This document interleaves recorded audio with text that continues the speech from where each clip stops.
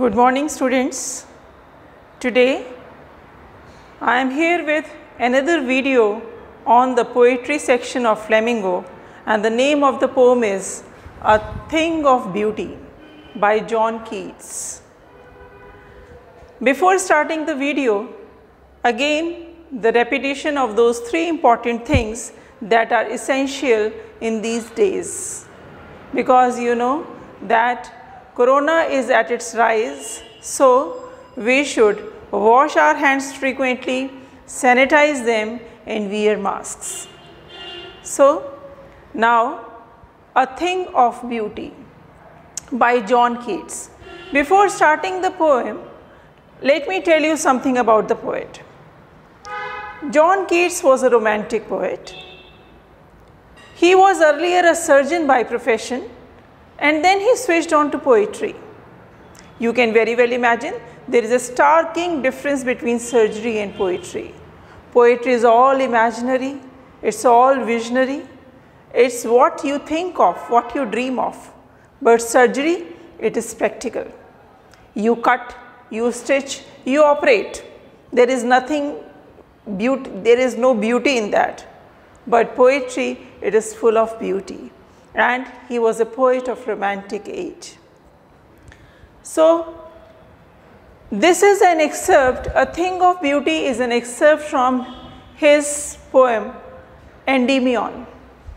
Endymion was a young shepherd, and then he was very beautiful. He used to roam about the mountains, valleys, lands, forests, and then he had a vision of moon goddess. And the name of the moon goddess was Cynthia. आप imagine कर सकते हैं students कि कितनी beautiful होगी वो moon goddess.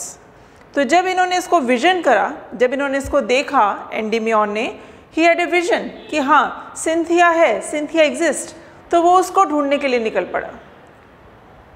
वो भी हर जगह घूम रहा है, माउंटेन्स में ढूंढ रहा है और फॉरेस्ट में जाके ढूंढ रहा है, लैंड्स में घूम रहा है, और इसी वो ही जो पोएम जो वहाँ पे डेवलप हुई, पोएम जो लिखी गई, उसी को एक्सप्लेन करा गया है, उसी को लिखा गया है, अ थिंग ऑफ ब्यूटी, क्योंकि उसने सिंथिया को देखा और यही उसके लिए ब्यूटी थी।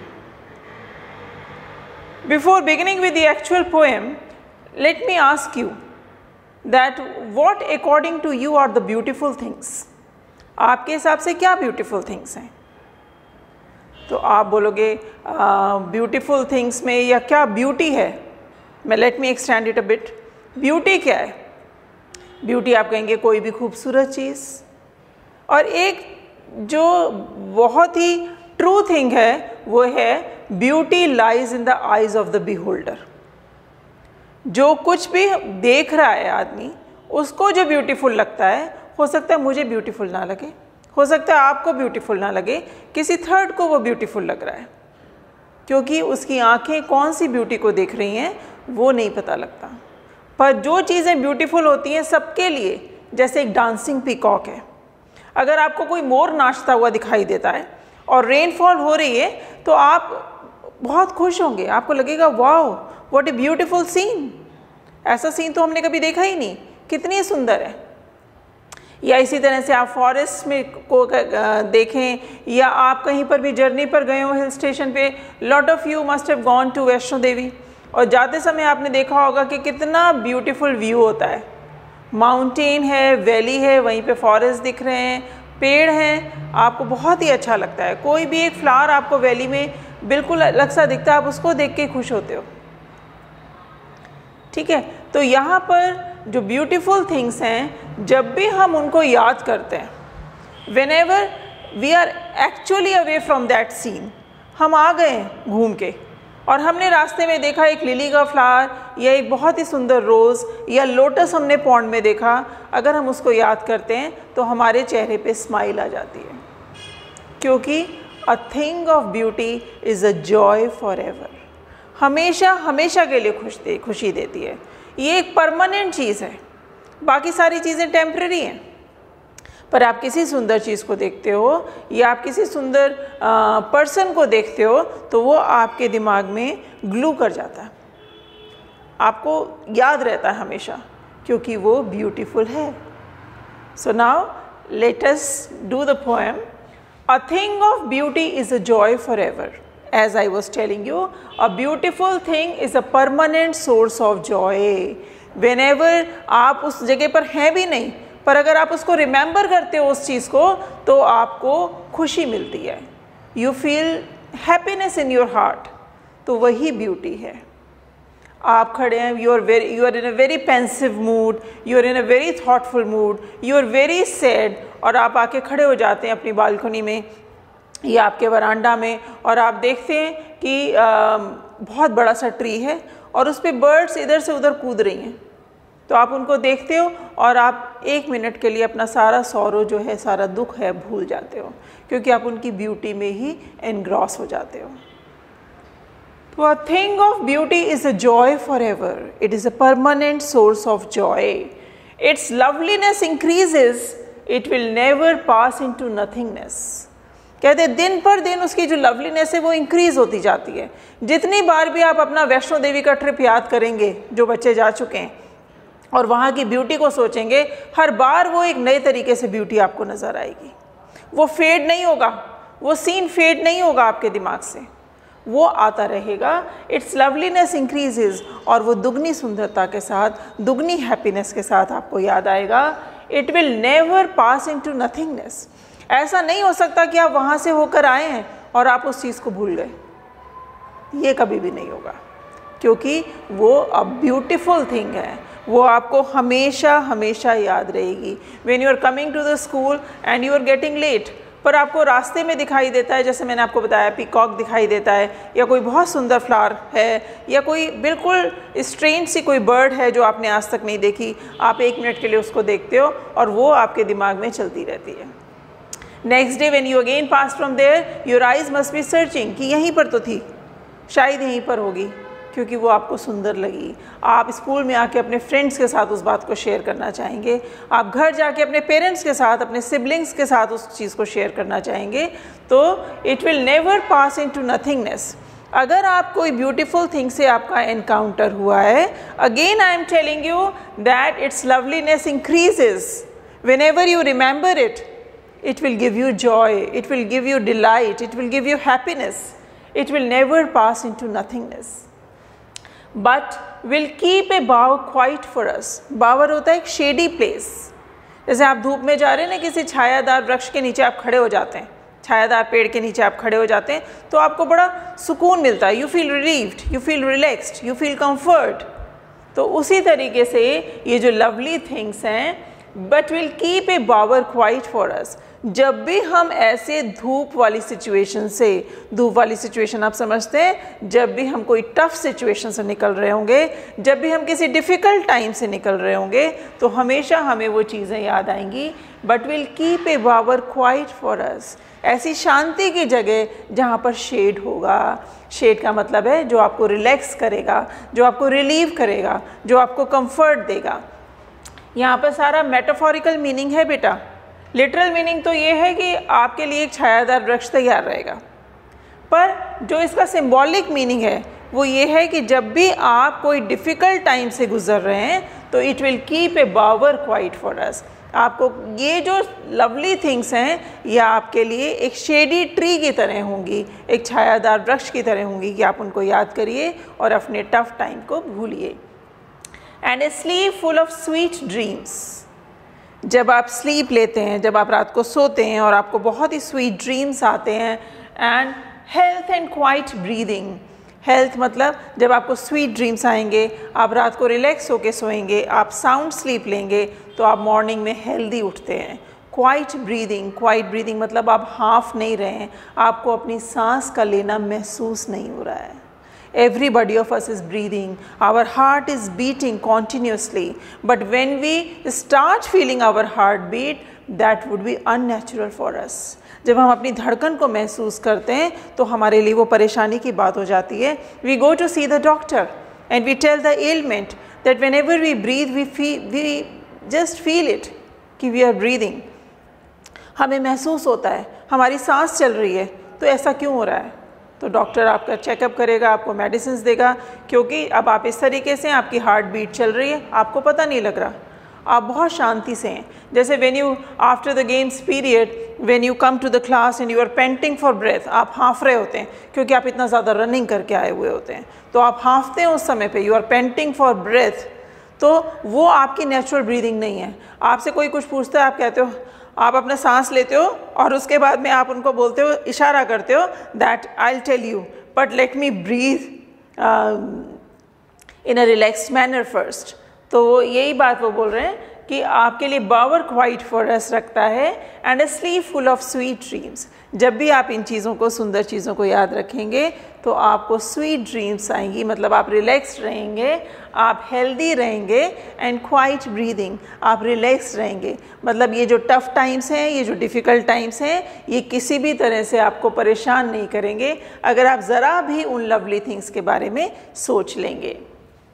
देयरफॉर, इसलिए on every morrow, morrow means tomorrow, इसलिए हर कल are we wreathing a flowery band to bind us to the earth. Wreathing मतलब बाइंडिंग, बनाना, बुनना।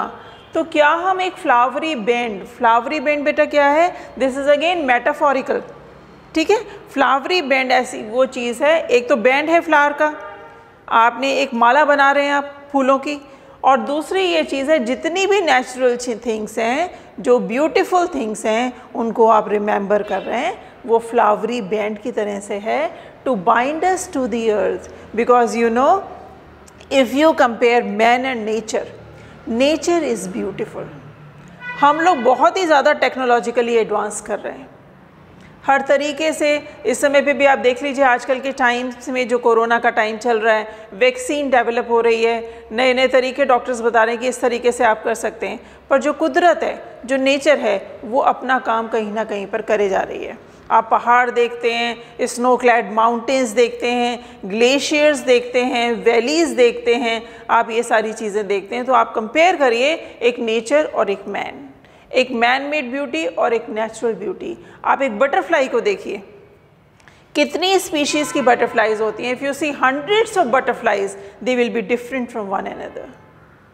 और ह्यूमन बींग्स में आप देखिए तो ह्यूमन बींग्स आपको बहुत ब्यूटीफुल लगते हैं, पर अगर आप दोनों को कंपेयर करे हुए तो जो आप ह्यूमन में भी देखिए, जो बिल्कुल ब्यूटीफुल होता है, जो आपको लगता है कि ना शी इज़ ब्यूटीफुल या ही इज़ वेरी स्मार्ट, तो वो क्या होता है, वो नेचुरल होता है।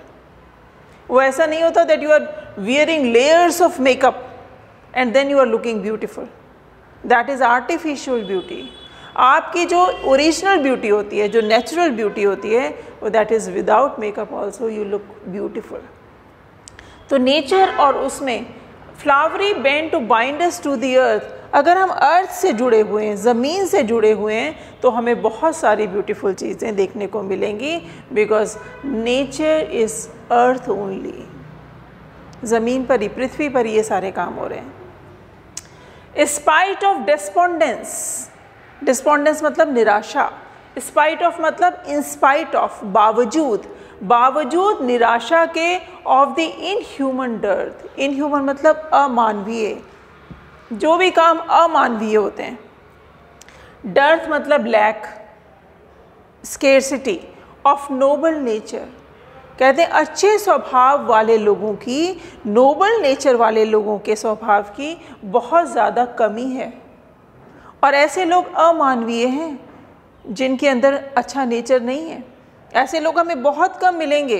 देयर इफ़ यू गो, आप सब स्टूडेंट्स हैं, you sit in a class of 50 students, पर आपको 50 स्टूडेंट्स में ट्रस्ट किसके ऊपर होगा, एक पे।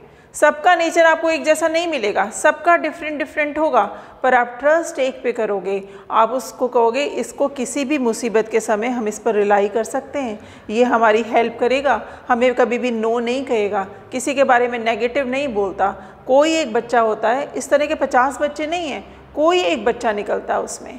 तो डर्थ है, कमी है of noble nature, of the gloomy days, जब आप बहुत परेशान थे, जब आप इस नोबल नेचर की कमी की वजह से बहुत परेशान थे। If somebody has cheated you in life, आप सोच रहे हैं किसी भी आदमी के बारे में बहुत अच्छा, पर उस आदमी ने आपको चीट किया, धोखा दिया, वो आपसे नफ़रत करता है, आपने बहुत उसको अच्छी तरीके से पूरा अफेक्शन दिया, पूरा हेल्प करा, पर ज़रूरत पड़ने पर उसने आपका साथ नहीं दिया, तो आप क्या होते हो? ग्लूमी डेज, आप बहुत ज़्यादा परेशान हो जाते हो, आप बहुत ज़्यादा सैड हो जाते हो। Of the unhealthy and over darkened ways, क्योंकि उसने आपके साथ इतने अनहेल्दी और डार्क शेड्स जो हैं उसकी ज़िंदगी के, उसने आपको शो किए हैं और अनहेल्दी तरीके से सारा काम हुआ है। मतलब जब आप उस व्यक्ति के बारे में सोचते हो कि इसने हमें कितना बड़ा धोखा दिया जो कि कोई आदमी दे ही नहीं सकता, ये बिल्कुल डिफरेंट है, इतना जेलसी हमसे करता था हमको पता ही नहीं लगा, ये इतनी हेट्रेट करता था हमसे, हमको पता ही नहीं लगा, ये हमारी डेथ के बारे में सोच रहा था, हमको पता ही नहीं लगा, and this person was thinking of taking revenge from us, पर हमको पता नहीं लगा। तो जब भी आप इन चीज़ों के बारे में सोचते हो, unhealthy over dark and ways made for our searching, yes, in spite of some shape of beauty moves away the pall। कहते हैं जब आप इन सारी चीज़ों से इतने ज़्यादा दुखी हैं तो कोई ब्यूटीफुल चीज़ आपको याद आती है और आप सारी चीज़ें ये भूल जाते हो। moves away from the pall, pall क्या होता है बेटा? a shroud that is used to cover the coffin, कफन के ऊपर डालने वाली चादर। आप इससे ज़्यादा सीरियस, इससे ज़्यादा सोलम, इससे ज़्यादा ख़राब चीज़ क्या होगी, इसके बारे में आप सोच ही नहीं सकते। तो कहते हैं ऐसे समय में आपके ऊपर से जो वो कफन है, जब आप बहुत ज़्यादा परेशान हो चुके हैं, आप सोचते हो death is the only way, क्योंकि आप इतने उसके अनहेल्दी तरीक़ों से, उसकी लाइफ के डार्क शेड से आप परेशान हो चुके हैं, तो आपको ऐसा लगता है कि अब I have to end my life. पर उसी समय सम शेप ऑफ ब्यूटी, कुछ ना कुछ ब्यूटीफुल थिंग आके आपको उस चीज़ से डाइवर्ट करती है। फ्रॉम आवर डार्क स्पिरिट्स, हमारी जो डार्क स्पिरिट्स हैं, जो हम इतना नेगेटिविटी में चले गए हैं, जो हम इतना डिसअपॉइंटमेंट में चले गए हैं, जो हम इतना अपसेट हैं, वी आर सो सैड, तो ये जो शेप ऑफ ब्यूटी हमें इन सब चीज़ों से निकालती है। Such the sun, the moon, trees old and young. और कहते हैं ब्यूटीफुल थिंग्स में पोएट ने, अभी तक मैं आपको इतनी, I am telling you a list of all the beautiful things that we can imagine of, but here for the first time the poet has told you in the poem that sun is beautiful, sun की पूजा करते हैं। Recently आपने देखा है कि छठ का जो festival हुआ था, उगते हुए सूरज की और ढलते हुए सूरज की, दोनों की पूजा होती है। तो सन ब्यूटीफुल है, sun is mighty, sun is powerful, sun is strong. The moon, moon जो है वो आपको शांति देता है, a symbol of peace, a symbol of serenity, a symbol of calmness. Trees old, पुराने ट्रीज जो होते हैं, जो बहुत पुराने ट्रीज़ हैं, आप देखेंगे जो बरगद का पेड़ है उसमें से वो रस्सियों की तरह से उनकी जो रूट्स हैं वो निकल के आ रही हैं दोबारा, तो आपको इम्प्रेस करता है। आप देखते हैं वो कितना पुराना ये ट्री है। और आपको ये पता होगा कि बहुत सारे स्टेट्स में, जैसे if you go to Bangalore, तो वहाँ पर एक गार्डन है जहाँ पर उन्होंने पूरे पुराने बोटानिकल गार्डन्स होते हैं ना, वो पुराने ट्रीज़, ये कब था, ये कितना साल पुराना है, ये क्या है, तो आप देखते हो उसको और आप बड़ा इंस्पायर होते हो, इम्प्रेस हो जाते हो उन सब चीज़ों से। ओल्ड एंड यंग, और यंग ट्री जिसमें से वो कलियाँ खिल रही हैं या स्प्राउट हो रहे हैं उनके नए लीव्स, वो भी आपको ब्यूटीफुल लगते हैं। Sprouting a shady boon for simple sheep, और कहते हैं स्प्राउटिंग अ शेडी बून, बून का मतलब होता है वरदान, शेडी मतलब छायादार, for simple sheep. Simple sheep आप समझते हैं, शीप है भेड़, और शीप जो है वो एक सिंबल है इनोसेंस का, डिवाइन पावर का, क्योंकि आपको पता होगा Jesus Christ was born at a place where there were so many sheep, बहुत सारी शीप थी, उन्हीं के बीच में उनका जन्म हुआ। तो ये माना जाता है कि जीसस क्राइस्ट के जितने भी फॉलोअर्स थे वो शीप की तरह थे, बहुत ही ज़्यादा सिंपल, बहुत ही ज़्यादा डिवाइन, जिनको वर्ड से कोई लेना देना नहीं था। बस किस चीज़ से लेना देना था? अपना नेचर अच्छा करने के लिए, बिल्कुल भी सेल्फिश होने के लिए नहीं, selfless love, to spread selfless love. हर जगह अपना इस तरह का प्रचार करना कि बिल्कुल भी वायलेंस ना हो, सब कोई बिना स्वार्थ के सब लोग काम करें, एक दूसरे की हेल्प करें। तो वो कहते हैं कि यहाँ पे अगेन अ मेटाफर है यहाँ सिंपल शीप में, sprouting a shady boon for simple sheep, and such are daffodils. Daffodils क्या होते हैं बेटा? अगर if somebody of you is thinking of doing graduation in English, तो आप देखेंगे कि वर्ड्सवर्थ की बहुत सारी पोएम में डैफोडिल्स का नाम है, और डैफोडिल्स के नाम से ही एक पोएम है. डैफोडिल्स हैं फ्लावर्स हैं, फूल हैं. They are of yellow and white colour, और बहुत ही सुंदर लगते हैं. तभी तो कोई इंसान उनके ऊपर एक कविता लिख देता है पूरी की पूरी, जो कि इतनी फेमस होती है. तो कहते हैं इसी तरह से डैफोडिल्स हैं, with the green word they live इन. और डैफोडिल्स क्या है? ये फॉरेस्ट में रहते हैं, फॉरेस्ट में उग रहे हैं. Green word is refer to the forest they live in, जहाँ पर ये उगते हैं. एंड क्लियर रिल्स मतलब स्ट्रीम, क्लियर बिल्कुल साफ नहरें हैं. That for themselves a cooling covert make. और कहते हैं ये जो नहर है, रिल्स मतलब नहर, स्ट्रीम, ये अ कूलिंग कोवर्ट, ये अपने आसपास की जगह को बिल्कुल कूल कर देते हैं. जहाँ से भी नहर बह रही होगी, जहाँ से भी पानी निकल रहा होगा, जहाँ से भी झरना होगा, आप देखेंगे उसके आसपास बहुत ज़्यादा ठंडक होती है. अब चाहे वो फॉरेस्ट में हो, फॉरेस्ट यू नो दैट जब भी हम जंगल को इमेजिन करते हैं फॉरेस्ट को, तो बहुत ही एक डेंस प्लेस है फॉरेस्ट. ठीक है, बहुत ही घना जंगल, इधर से ब्रांचेस निकल रही है, उधर से ब्रांचेस, उधर से ट्री जो ग्रो कर रहा है वो ज़मीन पर ही ग्रो कर रहा है. आपको समझ ही नहीं आता कि कहाँ जाना है, इतना वास्ट जंगल है. जैसे आप रेड ट्रैप का भी मैं समझाऊंगी आपको. जब रेड ट्रैप आपके फ्लैमिंगो में है तो आप देखेंगे कि वो घूमता जाता है रेड ट्रैप पैडलर, और आके फिर वहीं पर आ जाता है, क्योंकि फॉरेस्ट इतना डेंस था, फॉरेस्ट डायरेक्शन ही नहीं मिल रही है.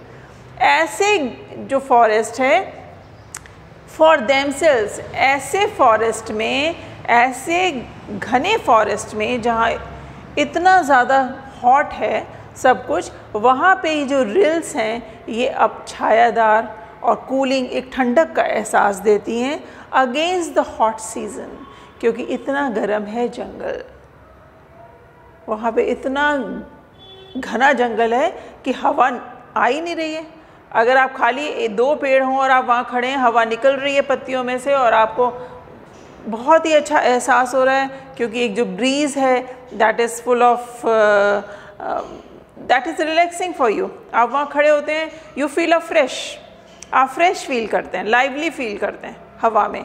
पर ये तो घना जंगल है इतना, यहाँ तो हवा घुस ही नहीं सकती, तो इतना ज़्यादा गर्मी है यहाँ पे. वहाँ पर ये जो रिल्स हैं, स्ट्रीम हैं, ठंडक देती हैं. The mid forest brake rich with a sprinkling of fair musk rose. Mid forest brake, बीचों बीच फॉरेस्ट की जो झाड़ियाँ हैं, ब्रेक झाड़ियाँ जो हैं, rich with a sprinkling of fair musk rose blooms. वहाँ पर एक रोज़ खिल रहा है, और जो रोज़ खिल रहा है वो खुशबू दे रहा है. जहाँ बिल्कुल झाड़ियाँ हैं, कुछ भी अच्छा नहीं लग रहा फॉरेस्ट में, वहाँ रिल्स जो हैं, स्ट्रीम्स हैं, जो नहर हैं, वो ठंडक दे रही हैं, और ये जो फ्लावर जो खिला हुआ है इसकी खुशबू आ रही है. And such too is the grandeur of the dooms. और यही महानता है डूम्स. डूम्स होते हैं टोम्ब, मकबरा, जो किसी की याद में बनता है. We have imagined the mighty dead, all lovely tales that we have heard और रेड. और कहते हैं such too is the grandeur of the dooms, we have imagined the mighty dead. Mighty dead मतलब ऐसे लोग जिनकी डेथ हो चुकी है और जो बहुत पावरफुल और स्ट्रॉन्ग हैं. और ऐसे लोग कौन होते हैं? जो हमें हर समय इंस्पिरेशन देते हैं अपनी डेथ के बाद भी. लिविंग इंस्पिरेशन तो होते हैं, पर after death also they continue to give inspiration. आपने देखा होगा, सुनो, you must have heard about Vivekananda memorial, that is in Kanyakumari. आपने सुना होगा उनके बारे में. कोलकाता में भी विवेकानंद के बहुत सारी चीज़ें, आश्रम है, मरने के बाद भी उनके नाम से हैं. और ये माइटी डेड हैं, ये पावरफुल लोग हैं जो ज़िंदगी भर हमें सिखाते रहे. ठीक है, अब जो ये आप अगर आप सोचेंगे, जैसे विवेकानंद, ही ओनली लिव्ड फॉर 39 ईयर्स, सिर्फ 39 साल के लिए वो ज़िंदा रहे. और आज भी न केवल हिंदुस्तान बल्कि वर्ल्ड उनको याद करता है. सच was the चरिश्मा of his personality. एक मैजिकल पर्सनैलिटी थी उनकी. APJ अब्दुल कलाम, उनका मेमोरियल है, आप हमेशा उनसे सीखेंगे. ठीक है, कितनी सारी उनकी कोटेशंस हैं. If you want to shine like sun, first burn like sun. अगर आप चाहते हैं कि आप सूरज की तरह चमकें तो पहले जलो तो सही, तभी तो चमकोगे। तो आपको हार्डशिप्स, जिसने हार्डशिप्स देखी होंगी और उसके बाद सक्सेस का टेस्ट उसने टेस्ट करा होगा, वही आदमी समझ सकता है इस बात को। तो ये सारे लोग हैं और बहुत सारे हिस्ट्री में ऐसे लोग आए हैं, बहुत सारे पॉलिटिकल लीडर्स हैं, बहुत सारे पोएट्स हैं। आप जॉन कीट्स के बारे में पढ़ रहे हैं, आप वर्ड्सवर्थ के बारे में पढ़ रहे हैं। If we come to the Indian scenario, आप प्रेमचंद के बारे में पढ़ते हैं, आप जयशंकर प्रसाद के बारे में पढ़ते हैं, आप मैथिली शरण गुप्त के बारे में पढ़ते हैं। तो ये सारे लोग इस तरीके के हैं जो कि मरने के बाद भी माइटी डेड, बहुत स्ट्रॉन्ग पर्सनैलिटीज़ हैं जो हमें प्रेरणा देती रहती हैं, इंस्पायर करती रहती हैं। All lovely tales that we have heard और रेड, और जितनी भी हमने कहानियाँ इनके बारे में पढ़ी हैं या सुनी हैं, लवली टेल है, लवली टेल है जो हमारे ईयर्स को अच्छी लग रही है, जो हमारे दिल को टच करती है। हमें वही कहानियाँ याद रहती हैं जो हमें अच्छी लगती हैं। अब मैं आपको, I am explaining the entire poem to you, और मैं आपको किसके बारे में बता रही हूँ? विवेकानंद के बारे में। Because the personality of that man, that saint, उस संत की पर्सनैलिटी ने कहीं ना कहीं मुझे टच करा है। मुझे आज भी उनकी बातें याद हैं जो उन्होंने कभी लिखी थी। Rise awake and stop not till the goal is achieved. उठो, बढ़ो, रुको नहीं जब तक लक्ष्य की प्राप्ति नहीं हो जाती। तो ऐसे संदेश सोचते सब हैं, पर ऐसा संदेश देना दुनिया को बहुत बड़ी बात होती है। कितनी सारी, मैंने आपको बहुत सारे हिस्टोरियन से हमने पढ़े हैं, पर हमें कुछ बातें याद रह जाती हैं। जैसे मैंने अब्दुल कलाम की आपको बताई याद कि ये इस तरीके के थे। तो ये जो माइटी डेड हैं, जैसे अब आप देखते हैं कि अपने दिल्ली का ही, अगर if I take an example, and every time आपको हम पिकनिक पर या लोकल टूर्स पे हम राजघाट लेके जाते हैं, महात्मा गांधी का डूम, वहाँ पर ये डूम है। तो उन्होंने हमेशा non violence, truth, work is worship, इन सारी चीज़ों को बोला, जो कि हमको कहीं ना कहीं उनकी पर्सनैलिटी से सीखना चाहिए। That we should always speak the truth, we should be non violent. तो ये सारी चीज़ें, जितनी लवली टेल्स इनके बारे में, जितनी टेल्स मतलब कहानियाँ, जितनी कहानियाँ हमने इनके बारे में सुनी हैं या पढ़ी हैं। An endless fountain of immortal drink, endless, कभी भी ख़त्म नहीं होने वाला फाउंटेन। फाउंटेन क्या होता है बेटा? फुव्वारा। Of immortal drink, immortal drink है अमृत। इमॉर्टल कभी भी जो मरे नहीं, कभी भी जो नष्ट नहीं हो। ड्रिंक मतलब पीने की चीज़, अमृत। ये ऐसी चीज़ें हैं, ये सारी beautiful things about what we have talked here in this poem, ये सारी चीज़ें कैसी हैं? Endless fountain of immortal drink pouring unto us from the heavens brink. और ये भगवान हेवन से, स्वर्ग के ब्रिंक, ब्रिंक मतलब एज पे बैठ के, स्वर्ग के किनारे पे बैठ के हम धरती वालों पर उड़ेल रहे हैं जितनी भी नेचुरल चीज़ें हैं। और ये these things are a permanent source of joy. आप इतने सारे, चाहे आप नेचर हैं चाहे मैन है, आप इतने साल आपने पढ़ाई करी, this is the 12th year, और say if you have done LKG, UKG, you were quite young at that time, maybe you do not remember about your teachers, पर इतने सालों में आपको एक टीचर है जो याद रहती है, जबकि आपको कितनी टीचर्स ने पढ़ाया है। क्योंकि अच्छे लोग हमें हमेशा याद रहते हैं, परमानेंट सोर्स ऑफ जॉय होते हैं, हमेशा हमें खुशी देते हैं। हमेशा उनके बारे में याद करके हमारा मन रिस्पेक्ट से भर जाता है, हमेशा उनके बारे में याद करके हमारा मन खुशी से भरता है, हम शेयर करना चाहते हैं उन सारी चीज़ों को। So this is the poem all about. You must have understood the poem, आपको पोएम समझ में आई होगी, and I will be giving you the notes and the question answers will be discussing in my next video. And please do watch all the videos children, because they are very important.